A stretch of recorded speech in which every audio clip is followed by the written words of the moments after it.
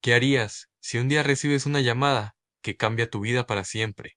Si te dijeran que la persona que más amas ha sido asesinada, ¿buscarías justicia, venganza o perdón? Esta es la historia de Elena, una joven que lo perdió todo en un instante. Su padre fue asesinado a sangre fría durante un intento de robo. El mundo que conocía colapsó. El dolor, la rabia, la impotencia la consumieron durante años. Pero lo que nadie esperaba es lo que hizo después. Porque Elena no solo enfrentó al asesino de su padre, lo miró a los ojos y lo perdonó, Ansi. Lo perdonó, no para salvarlo a él, sino para salvarse a sí misma.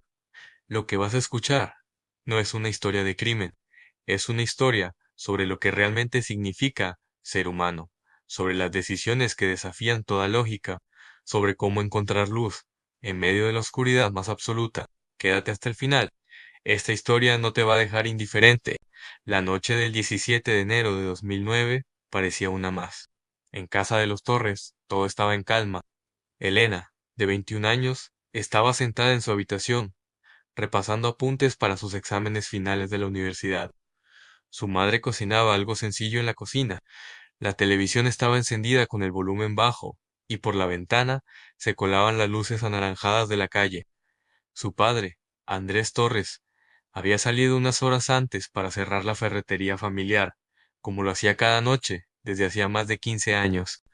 Era una rutina que parecía invulnerable al paso del tiempo. Andrés era ese tipo de hombre que todos respetaban, tan trabajador, justo, de principios firmes, pero con una calidez que lo hacía cercano. En el barrio lo llamaban Don Andrés, aunque no era un hombre mayor, era amable con todos. Si alguien tenía una emergencia con una llave, un martillo o una fuga de agua, Andrés estaba ahí, aunque fuera domingo. Amaba a su familia por encima de todo. A veces le dejaba flores a su esposa en la mesa, sin razón alguna. A veces llegaba a casa con pan recién horneado, solo porque sabía que a Elena le encantaba. Era ese tipo de padre constanchi, presenti o amoroso, pero esa noche no regresó a casa. Elena comenzó a sentir una inquietud extraña cuando pasaron de las 9:30 de la noche, su padre siempre avisaba si se retrasaba. Tomó el celular y le escribió un mensaje. ¿Todo bien, papá? No hubo respuesta luego llamó. Una vez andó San Adonai a las 17 de la noche, el teléfono de la casa sonó en Elena. Atendió. Una voz agitada, como si el aire le faltara, soltó unas palabras que se grabarían para siempre en su memoria. Es la hija de Andrés Torres. Escuche. Su padre. Hubo un asalto. Le dispararon. Está en el hospital general. El celular le cayó de las manos. Corrió hacia su madre, que se aferró a ella con una mezcla de confusión y terror.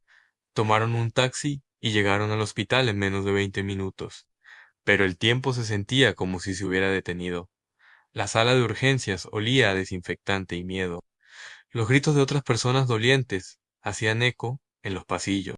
Una enfermera los recibió con una mirada compasiva, sin decir mucho. Solo las condujo a una sala pequeña, donde ya las esperaba un médico con rostro sombrío. Lo siento mucho. Hicimos todo lo que pudimos. La bala perforó su pulmón izquierdo y dañó la arteria principal. Falleció a las 9:52 de la noche. En ese momento, el mundo de Elena se rompió en mil pedazos. No gritó Anne, no lloró. Anne solo se quedó ahí, de pie, paralizada. Su madre se desplomó al suelo. El sonido de su llanto desgarrador retumbó en la sala. Elena no sabía si quería desaparecer o congelar el tiempo. Todo era irreal, como si estuviera atrapada en una pesadilla de la que no podía despertar. Le permitieron ver el cuerpo.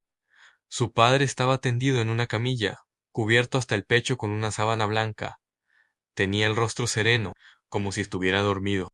Elena se acercó con manos temblorosas, le acarició la frente, y sintió que algo dentro de ella se quebraba definitivamente. ¿Por qué? Susurró, sin esperar respuesta. Esa noche no durmió ni esa, ni muchas otras después. El dolor la devoraba lentamente, se sentía vacía, como si le hubieran arrancado, no solo a su padre, sino también una parte de su identidad.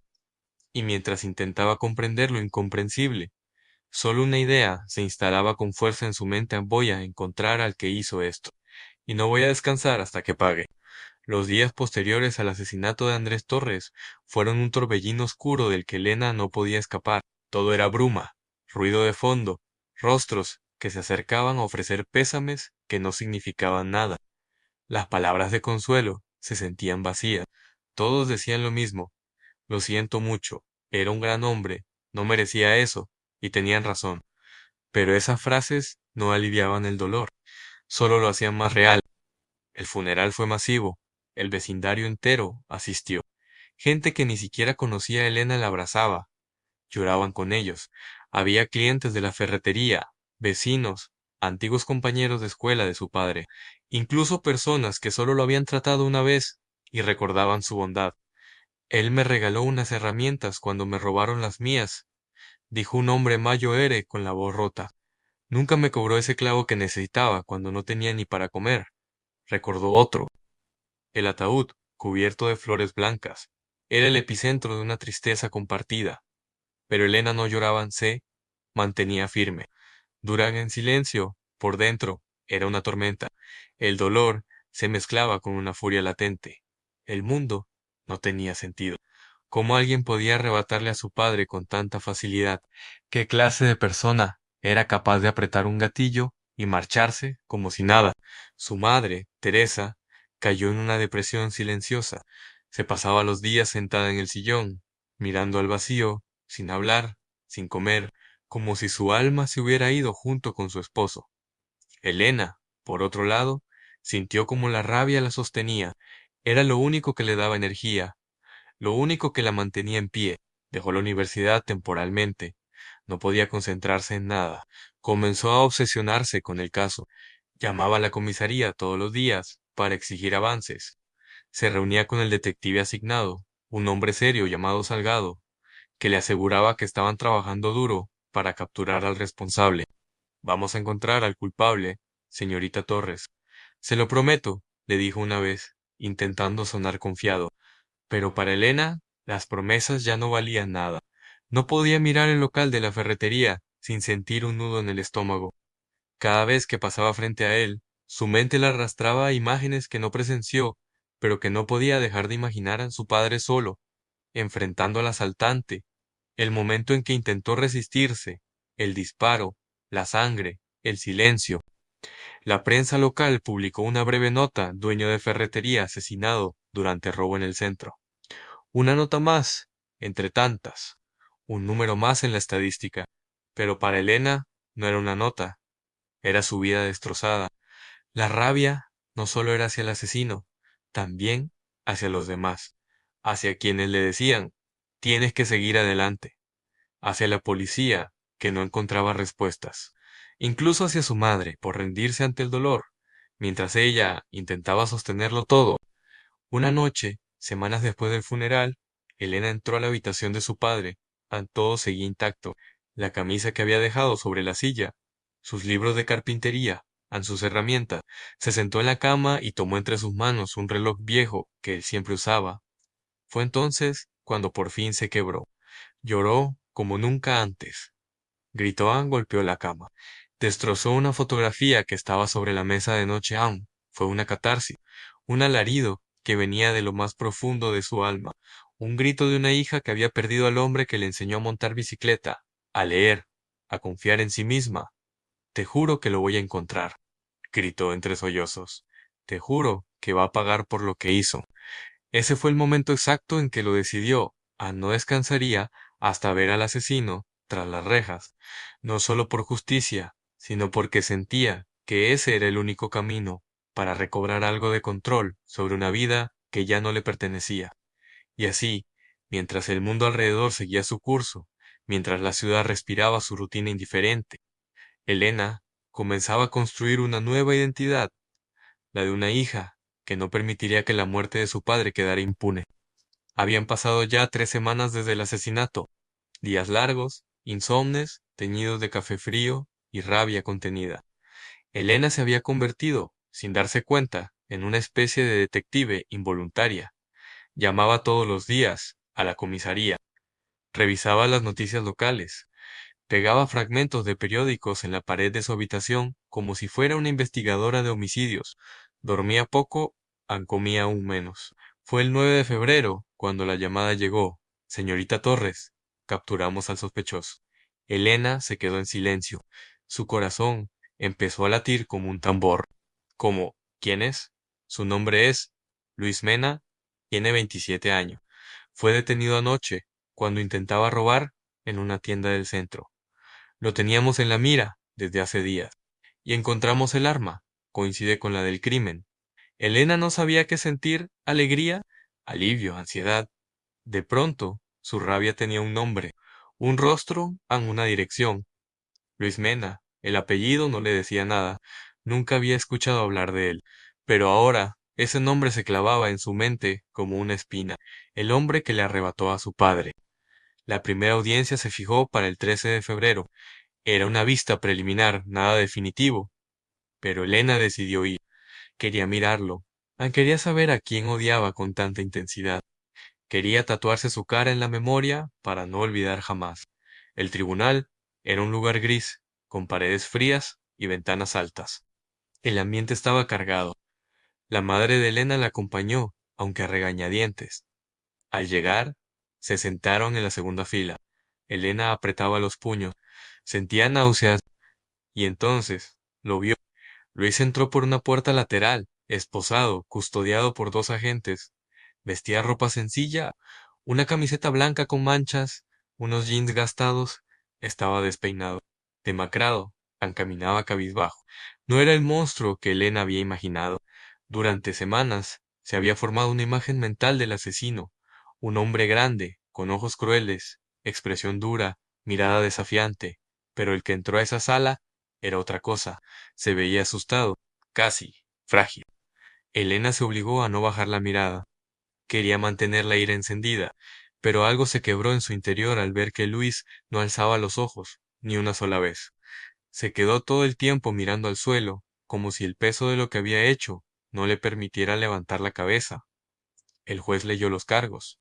Homicidio en primer grado, robo a mano armada, posesión ilegal de arma. Luis no se defendió, solo asintió, con un sí apenas audible, cuando le preguntaron si comprendía los cargos. Elena apretó los dientes. Dilo, quería gritar. Mira lo que hiciste. Mírame, cobarde. Pero Luis nunca levantó la vista. Al salir de la sala, Elena caminó en silencio. Su madre le preguntó si estaba bien. No respondió. Todo su cuerpo vibraba de emociones mezcladas, odio, tristeza, confusión, porque aunque había esperado ese momento durante semanas, no era como lo había imaginado. No sintió satisfacción, no sintió justicia, solo vacío. Esa noche, en su casa, Elena no podía dejar de pensar en lo que había visto. Se tumbó en la cama, pero el sueño la eludía. En su cabeza resonaban las palabras del juez, las manos esposadas de Luis, su silencio. Su rostro era ese el rostro del mal. Tomó una vieja foto de su padre. Lo miró sonriente, con su delantal de trabajo, cubierto de polvo. Recordó su voz, su risa, como silbaba mientras martillaba algo en el patio. Y luego pensó en Luis. ¿Por qué lo hizo? ¿Por qué tenía que ser él? ¿Cómo llegó a apretar el gatillo? ¿Que lo llevó a tomar una decisión tan irreversible? Las preguntas comenzaban a multiplicarse. Ya no bastaba con saber quién lo había hecho. Ahora Elena necesitaba saber por qué, y eso, sin saberlo aún, sería el comienzo de un camino que nadie esperaba. La espera para el juicio principal fue larga. Pasaron 8 meses desde la captura de Luis Mena, 8 meses en los que Elena vivió atrapada entre dos mundos: al mundo exterior, donde fingía estar bien y retomaba poco a poco la universidad, y uno interior, donde el dolor aún la carcomía en silencio. La ferretería fue cerrada definitivamente. La familia no pudo seguir con el negocio. Pasar por ahí era insoportable. Cada vez que caminaba cerca del local, Elena evitaba mirar. Era como ver una fotografía congelada del peor momento de su vida. Mientras tanto, la fiscalía reunió pruebas, testimonios, informes balísticos, el arma, las huellas, la confesión inicial. Todo apuntaba a una sentencia contundente. No había duda de que Luis Mena era culpable, y aún así, algo seguía molestando a Elena, la manera en que él se comportó en la audiencia preliminar, su silencio en su rostro, la forma en que evitaba mirarla, no se parecía al criminal despiadado que ella había imaginado durante meses. El día del juicio llegó un octubre en cielos grises, lluvia suave. El ambiente reflejaba lo que Elena sentía: ansiedad, pesadez, incertidumbre. Vestía de negro, como en el funeral, no por protocolo, sino porque era el color que representaba todo lo que sentía por dentro. La sala estaba llena, medios locales, familiares de víctimas, gente del barrio.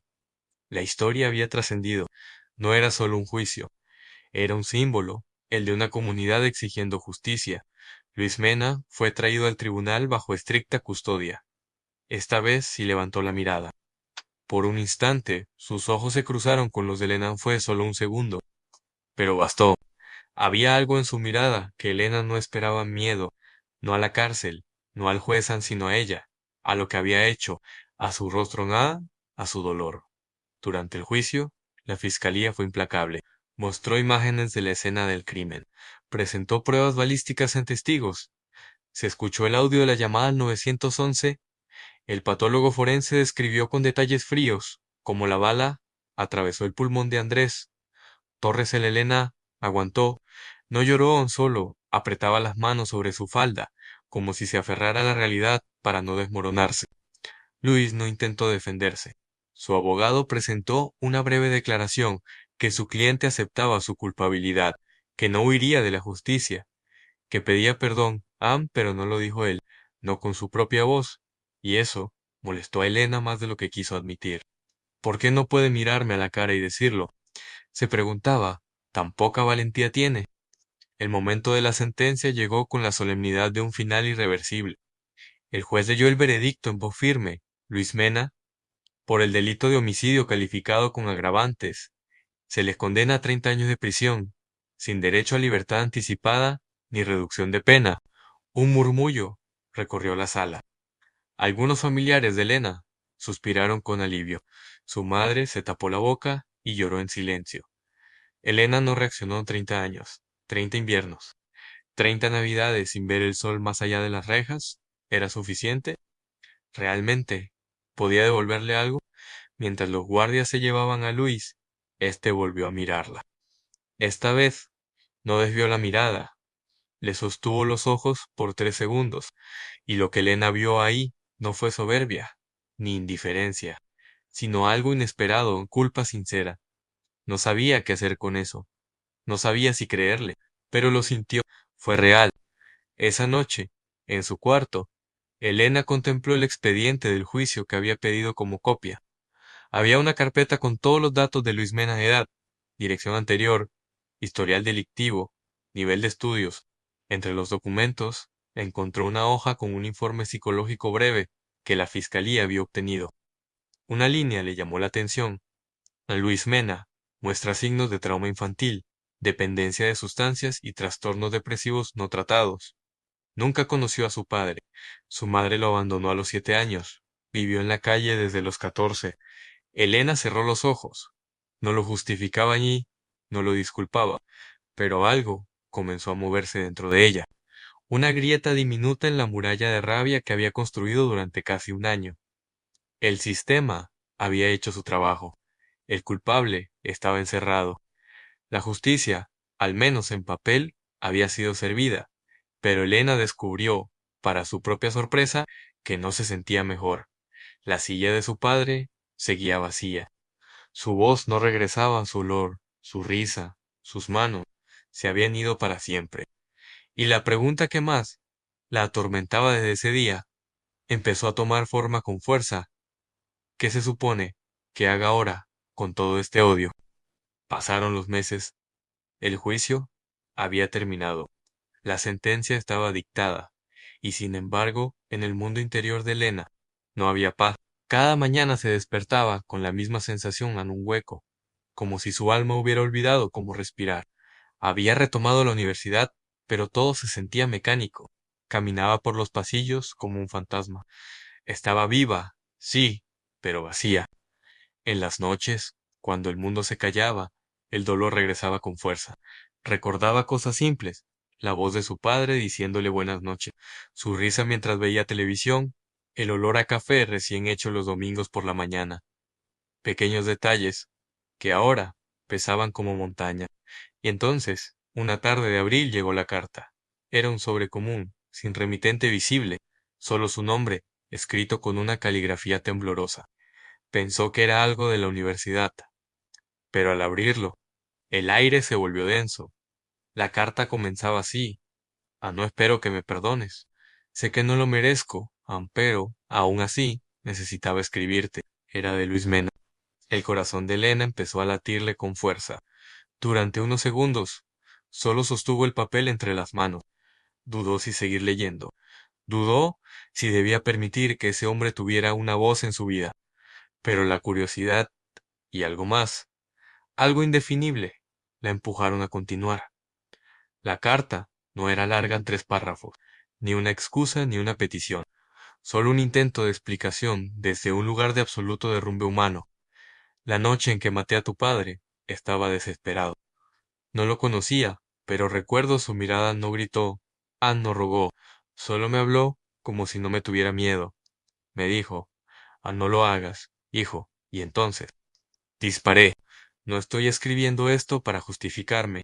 Estoy escribiéndote porque no hay un solo día en que no reviva ese momento.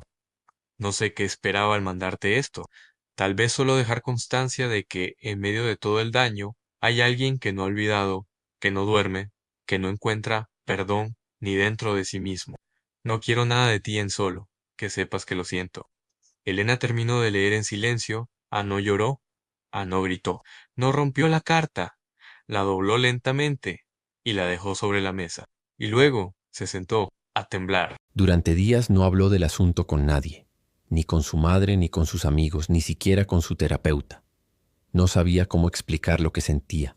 No era perdón, tampoco compasión. Era algo más complejo, la grieta de una certeza que hasta entonces creía inamovible. Elena se había aferrado durante un año al odio como si fuera una tabla de salvación. Pensar en Luis Mena como un monstruo le daba sentido a su dolor. Pero ahora, el monstruo tenía voz, y esa voz no sonaba arrogante, no sonaba malvada, sonaba humana. Y eso era lo más aterrador de todo. Finalmente una noche se animó a mostrarle la carta a su madre. La reacción fue inmediata. ¿Cómo te atreves a leer eso? Ese hombre mató a tu padre. No tiene derecho a escribirte. No lo sé, mamá, respondió Elena en voz baja. Solo necesitaba entender. ¿Entender qué?, replicó su madre entre lágrimas. ¿Que su vida fue difícil? A todos nos ha ido mal alguna vez. Eso no le da derecho a destruirnos. Elena no contestó, no porque no tuviera argumentos, sino porque por primera vez se sentía dividida entre dos verdades. Sabía que su padre merecía justicia, sabía que Luis merecía castigo, pero también empezaba a comprender que algo en su interior necesitaba dejar de cargar con ese peso. Semanas después tomó una decisión que nadie vio venir. Comenzó a investigar sobre justicia restaurativa. Había leído una historia en una revista sobre una mujer que, tras perder a su hijo en un tiroteo, había aceptado reunirse con el asesino. No para absolverlo, sino para decirle cara a cara todo lo que había sufrido. Ese artículo le removió algo. La idea de confrontar al responsable no con gritos, sino con verdad, con humanidad, con la palabra como herramienta. No fue un impulso, fue un proceso. Lento, interno, doloroso. Y al final se dio cuenta de algo. No podía sanar si no escuchaba por qué lo hizo. El perdón aún estaba lejos, pero el diálogo, en cambio, era un primer paso. Así que hizo algo que muy pocas personas en su lugar se atreverían a hacer. Escribió una carta de respuesta. Corta, precisa, firme. No te perdono. Aún no, pero quiero entender. Si hay algo de verdad en tu remordimiento, entonces dime, ¿por qué mataste a mi padre? La dejó en el buzón del programa de mediación penitenciaria. Y por primera vez en mucho tiempo durmió sin sentir el peso de una piedra sobre el pecho. Lo que Elena aún no sabía era que esa carta sería el inicio de una cadena de acontecimientos que cambiarían por completo el rumbo de su vida, y que el encuentro cara a cara con el asesino de su padre Ya no era una pesadilla, era una posibilidad real. Elena no sabía cómo comenzar esa carta. No quería sonar débil, ni tampoco impulsiva. Pasó semanas escribiéndola, borrándola, volviendo a empezarla. Cada palabra era una herida abierta, pero finalmente la envió. No buscaba un milagro, solo buscaba una verdad, una razón, un paso hacia algo que, aunque no lo admitiera, empezaba a parecerle posible: el perdón. La respuesta no tardó en llegar. Luis escribió una segunda carta, más larga, más íntima. En ella contaba detalles de su vida que nadie había querido escuchar durante el juicio. Había nacido en un barrio marginal, en el abandono más crudo. Su padre había sido alcohólico y violento. Su madre desapareció cuando tenía 8 años. A los 12 vivía solo. A los 14 ya conocía la calle como una jungla sin salida. Creció entre abusos, hambre y crimen. Se convirtió en lo que conocía: un ladrón, un adicto, un cuerpo más atrapado en la estadística. Pero en su carta no había victimismo, solo crudeza, solo una confesión dolorosa. Nunca quise matar a nadie. Esa noche no pensaba, solo actuaba como un animal acorralado. Elena leyó esa carta muchas veces, no porque buscara justificarlo, sino porque por primera vez comenzaba a ver al hombre detrás del crimen. Y ese descubrimiento fue devastador. Comenzó a asistir a grupos de apoyo para familiares de víctimas. No era fácil. La mayoría hablaban desde el resentimiento, desde el dolor intacto. Algunos incluso se burlaron cuando supieron que Elena había intercambiado cartas con el asesino de su padre. ¿Qué sigue? ¿Te vas a tomar un café con él?, le dijo una mujer con sarcasmo. Pero también conoció a otros que, como ella, empezaban a cuestionarse todo. Uno de ellos fue Samuel, un hombre mayor que había perdido a su hija en un asalto. Él le dijo algo que quedó grabado en su memoria: perdonar no es liberar al otro, es liberarte tú. No hacerlo es como tomar veneno cada día esperando que el otro muera. Elena guardó silencio. Las palabras le dolían porque eran ciertas. Poco a poco comenzó a hablar del tema con personas cercanas, pero la reacción fue en su mayoría dura. Su madre fue la más rotunda: ese hombre arruinó nuestras vidas. ¿Ahora quieres entenderlo? ¿Qué clase de mensaje estás dando? No es por él, mamá. Es por mí, respondió Elena con la voz quebrada. Ya no quiero vivir con esta rabia. Me está matando más lento que la bala que mató a papá. Su madre lloró. No discutió más. Pero el muro entre ellas desde ese día se hizo más alto. Los amigos tampoco comprendían. Algunos se alejaron en silencio. Otros la confrontaron directamente. Elena, no tienes por qué ser la buena. Nadie espera que seas un ejemplo de perdón. No quiero ser un ejemplo. Solo quiero respirar. Fue entonces cuando alguien le habló de un programa piloto en su ciudad: Justicia Restaurativa. Se trataba de encuentros entre víctimas y victimarios, mediado por psicólogos, terapeutas y personal penitenciario entrenado. No era obligatorio, no era parte de la ley, era voluntario, dolorosamente voluntario, y tenía un solo objetivo: sanar si se podía. Elena no sabía si estaba lista, pero tampoco podía seguir como estaba, así que llenó la solicitud, pasó entrevistas. Le preguntaron si tenía expectativas. Dijo que no, pero sí las tenía. Quería entender, quería cerrar esa herida, quería volver a mirar la cara de su padre en una foto, sin que el odio empañara la imagen. El proceso fue largo. Le advirtieron que tal vez Luis no aceptaría, pero sí aceptó. Ambos comenzaron terapia individual, sesiones semanales, lágrimas, recuerdos, verdades que dolían como cuchillas. Un psicólogo le dijo algo que la marcó: el perdón no es un evento, es un proceso. No se trata de olvidar, se trata de decidir qué vas a hacer con eso que ya no puedes cambiar. Cuando finalmente se autorizó el encuentro, Elena sintió que el corazón se le salía del pecho. Iba a mirar a los ojos al asesino de su padre, no en un juicio, no tras un cristal, no con fiscales, abogados o cámaras, solo él y ella, dos seres humanos, un crimen, una herida, una posibilidad. La noche anterior, Elena no durmió. Se sentó en su escritorio y escribió una carta para sí misma. Era una carta de despedida, no a su padre, sino a su rabia. No me sirves más. Me protegiste, me diste fuerza, pero ya no quiero seguir cargándote. Quiero llorar sin odio. Quiero recordar sin dolor. Quiero perdonar, si puedo. La guardó en su bolso, y al amanecer se preparó para caminar hacia el momento más difícil, y tal vez más valiente de toda su vida. Era una mañana fría, cielo nublado. El viento olía a tierra húmeda. Elena se despertó antes del amanecer. Había dormido poco, pero no sentía sueño. Solo una tensión eléctrica recorriendo su cuerpo, como si cada célula supiera que ese día sería definitivo. No se maquilló, no se arregló de forma especial. Solo se puso una blusa azul, el color favorito de su padre, y un abrigo gris. Tomó la carta que había escrito la noche anterior, la guardó en el bolso y salió sin decir nada. Su madre aún dormía. No podía despedirse. Sabía que si la miraba a los ojos, no sería capaz de salir por la puerta. El centro de mediación penitenciaria estaba a las afueras de la ciudad, en un edificio viejo, de muros gruesos y pasillos que olían a desinfectante. Allí, en una sala especial, protegida pero no intimidante, ocurrían los encuentros más improbables, víctimas cara a cara con quienes les habían causado el mayor dolor de sus vidas. Elena llegó media hora antes. Se sentó en la sala de espera, las manos frías, los pensamientos entrecortados. Un terapeuta se le acercó. Era la misma mujer que la había acompañado durante meses de preparación. Le sonrió, le ofreció agua. Elena no podía tragar nada. ¿Estás lista?, le preguntó con delicadeza. No, respondió Elena sincera. Pero igual voy a entrar. La sala era pequeña, una mesa rectangular en el centro, 2 sillas frente a frente, una cámara en la esquina para registro y un vidrio esmerilado que no permitía ver hacia el exterior. Luis ya estaba allí. Lo vio por primera vez sin uniforme de prisión. Llevaba una camisa blanca simple. Se había cortado el cabello.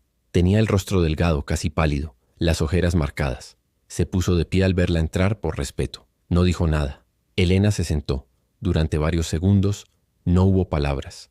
Solo 2 respiraciones, 2 pasados, 2 dolores. La terapeuta dio la señal de inicio. Pueden comenzar cuando estén listos. Luis fue el primero en hablar. Gracias por venir. No pensé que aceptarías. Yo no lo habría hecho en tu lugar. Su voz era baja. No temblaba, pero se notaba contenida. Había preparado lo que iba a decir. No improvisaba. Había ensayado cada palabra. No estoy aquí por ti, dijo Elena firme.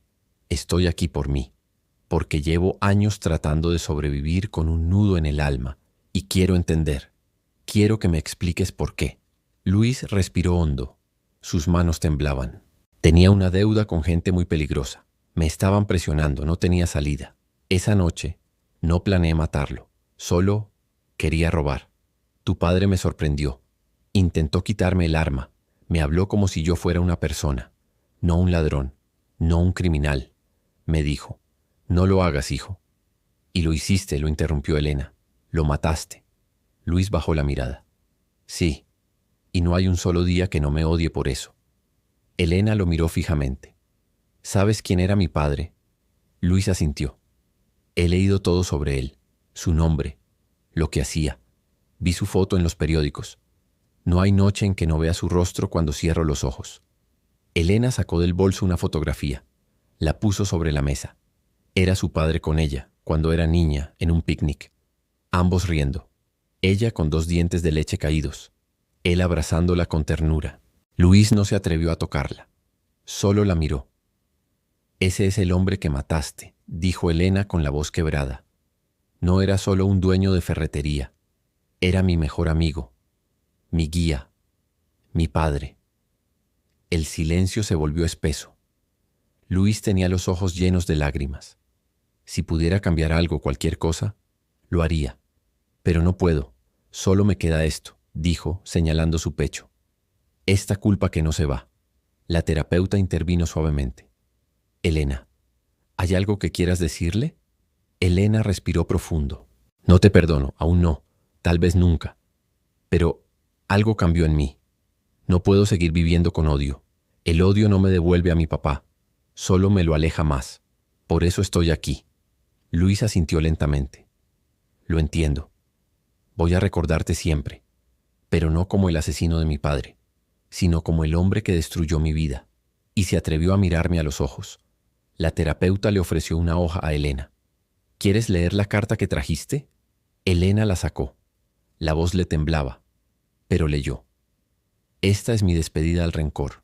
No porque haya desaparecido, sino porque ya no lo necesito. No quiero que el peor día de mi vida defina cada día que viene. Te perdono, no porque lo merezcas, sino porque yo merezco paz. Al terminar guardó la carta. Se puso de pie. Luis también lo hizo, pero no intentó acercarse. Solo la miró, con lágrimas cayendo.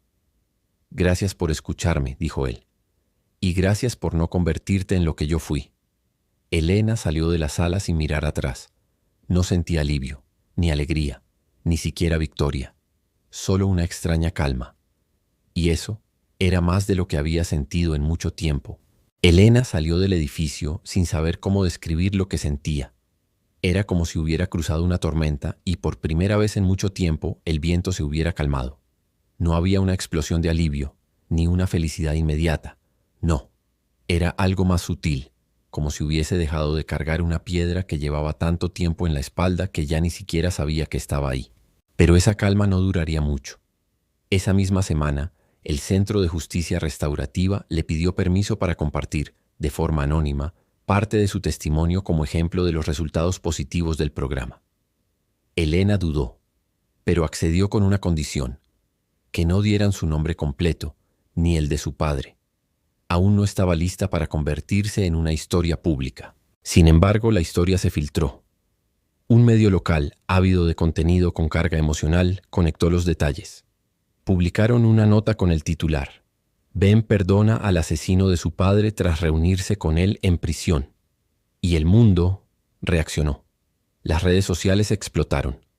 Algunos la llamaron valiente, otros la llamaron loca. Unos hablaban de madurez espiritual, otros de traición a la memoria de su padre. Esto es inspirador. El perdón sano, escribió alguien en Twitter. Si alguien matara a mi padre, jamás haría algo así. Qué falta de respeto a su memoria, replicó otro. La gente no solo opinaba, juzgaba, evaluaba, usaban su historia como bandera, sin conocerla. Y pronto llegaron los mensajes privados. Muchos eran hermosos, personas que también habían sufrido pérdidas y se sentían comprendidas. Gracias por demostrar que hay otra forma de vivir con el dolor. Mi hermana fue asesinada hace 5 años. Nunca pensé que perdonar era posible. Pero ahora, no sé. Tal vez. Otros eran crueles. ¿Qué sigue? ¿Invitarlo a Navidad? Tu padre debe estar revolcándose en la tumba. Elena los leía con el corazón apretado, pero no respondía. Sabía que la decisión que había tomado era personal, íntima, pero al hacerla pública, aunque involuntariamente, también se convirtió en símbolo. Y los símbolos son peligrosos, porque la gente los transforma en lo que necesita ver. En su círculo cercano, la reacción fue igual de dividida. Su madre dejó de hablarle por varios días. No gritó, no lloró, solo se encerró en su silencio. No puedo entenderte, Elena, dijo finalmente. Lo vi criarte, lo vi enseñarte a leer, a cruzar la calle, a confiar en la vida. ¿Y tú te sientas frente a su asesino? Elena bajó la mirada. No era culpa, era duelo. Un duelo diferente al de su madre. Es que precisamente por eso, mamá. Porque lo vi hacer todo eso. Porque yo también lo conocí. Y sé que no querría verme llena de odio el resto de mi vida. Sus amigas tampoco sabían cómo comportarse. Algunas se distanciaron como si no supieran qué decir. Otras la invitaron a hablar, a contar su experiencia, como si fuera un testimonio religioso, una revelación. Pero Elena no quería ser un ejemplo, ni una inspiración. Solo quería vivir sin que el dolor definiera cada paso que daba. Una tarde, en una cafetería, una amiga le preguntó directamente: ¿y ahora qué? ¿Vas a seguir en contacto con él? Elena negó con la cabeza. No necesito una relación con él. Lo que hice no fue por él, fue por mí. Quería poder mirar al pasado sin sentir que me estaba envenenando cada día. La amiga asintió, pero no parecía entender del todo. Tiempo después fue invitada a una charla en una universidad. No como experta, sino como sobreviviente. Allí, frente a un grupo de estudiantes de psicología, contó su historia por primera vez con nombre y apellido, sin filtros, sin rodeos. Al terminar, hubo un silencio largo. Luego, aplausos suaves, y después una estudiante se acercó llorando. Mi padre mató a un hombre cuando yo era niña. Nunca nadie me había hecho pensar en el otro lado, en la familia de la víctima. Gracias por eso. Fue ahí cuando Elena comprendió algo poderoso. El perdón no borra el dolor, pero puede transformarlo en algo que sirva, que sane, que construya. El mundo no siempre está listo para entender a quienes perdonan. A veces es más cómodo el odio, más claro, más simple. Pero Elena no quería claridad, quería verdad. Y en esa verdad el perdón fue su arma, su escudo y su liberación. No para olvidar, sino para no destruirse en el recuerdo. Elena nunca pensó que su historia llegaría tan lejos. No lo buscó, no lo planeó. Solo quería liberarse de la carga que la estaba consumiendo. Pero cuando atravesó esa puerta, cuando decidió mirar a los ojos al hombre que le arrebató a su padre, algo dentro de ella cambió para siempre. No se convirtió en una experta en el perdón. No hablaba en términos de redención ni de fe. Elena solo hablaba desde la experiencia más cruda, haber estado rota y haber elegido no quedarse allí. Meses después del encuentro con Luis, Elena volvió a la universidad, ya no como una estudiante distante y apagada, sino con otra actitud. Comenzó a interesarse por la psicología del trauma, por la resiliencia, por los mecanismos que permiten a algunas personas sobrevivir a lo imposible. Y un día, mientras leía un artículo sobre el duelo postraumático, pensó, ¿y si pudiera ayudar a otros como a mí me ayudaron? Esa idea no la soltó. Se convirtió en una meta. Elena cambió de carrera. Comenzó a estudiar terapia narrativa, mediación emocional y justicia restaurativa. Al principio fue difícil. Volver a hablar de su historia no era fácil, pero con el tiempo comprendió que su dolor, el mismo que había querido enterrar tantas veces, también podía ser un puente para otros. Hoy, Elena trabaja como orientadora en un centro de atención a víctimas de violencia. No da discursos motivacionales. No promete soluciones mágicas. Solo escucha. Acompaña. Está allí para los que aún están en medio de la tormenta. Muchos llegan a ella con rabia, con el corazón endurecido, y ella nunca les dice que deben perdonar. Solo les cuenta lo que hizo ella, lo que sintió, lo que aún siente. Porque sí, el dolor sigue allí. Hay días en que sin aviso las lágrimas le regresan. Cuando escucha una canción que su padre cantaba, cuando ve una fotografía vieja, cuando ve a un padre abrazando a su hija en la calle. Pero ahora ese dolor no la paraliza, no la controla, solo le recuerda lo que amó y lo que perdió. Luis sigue en prisión. De vez en cuando le escribe. Cartas esporádicas, sin pretensiones. Le cuenta que está estudiando, que quiere terminar la preparatoria, que da charlas a internos más jóvenes sobre el impacto de sus actos. Elena ya no le responde, no porque lo odie, sino porque ya no lo necesita. Lo perdonó. Eso fue suficiente. Una tarde, mientras caminaba por el parque, una niña tropezó cerca de ella y cayó al suelo. Su padre corrió, la levantó en brazos, le limpió las rodillas y la abrazó. Elena se quedó mirando esa escena con una sonrisa suave y con lágrimas en los ojos, no de tristeza, sino de gratitud, porque a pesar de todo, ella seguía aquí, porque eligió vivir. Elena no cree que el perdón sea para todos. No juzga a quienes no pueden hacerlo. Cada historia es distinta, cada herida es un universo, pero sabe con certeza que perdonar al hombre que mató a su padre no fue una rendición. Fue su forma de seguir adelante, no para olvidar, sino para vivir sin cadenas. Y eso en un mundo lleno de odio fue su acto más rebelde. Esta no es una historia sobre héroes ni villanos. No es una historia sobre justicia perfecta ni redención garantizada. Es una historia sobre una decisión radical, la de no seguir viviendo con el alma atrapada en el rencor.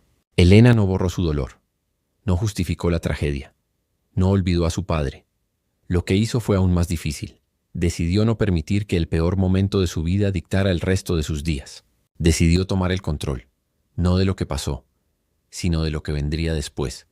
Y esa es la pregunta que queda en el aire. ¿Qué harías tú si tu única salida del dolor fuera perdonar al que te lo causó? ¿Te atreverías? Si esta historia te conmovió, si alguna vez te has preguntado cómo sanar lo imperdonable, compártela. Tal vez alguien más necesita escuchar que sí es posible seguir adelante, incluso cuando el alma está hecha pedazos. Suscríbete para más historias reales que nos muestran el lado más profundo y muchas veces oculto de lo que significa ser humano. Y recuerda, el perdón no siempre es para el otro. A veces Es el regalo que tú mismo necesitas. Gracias por estar aquí.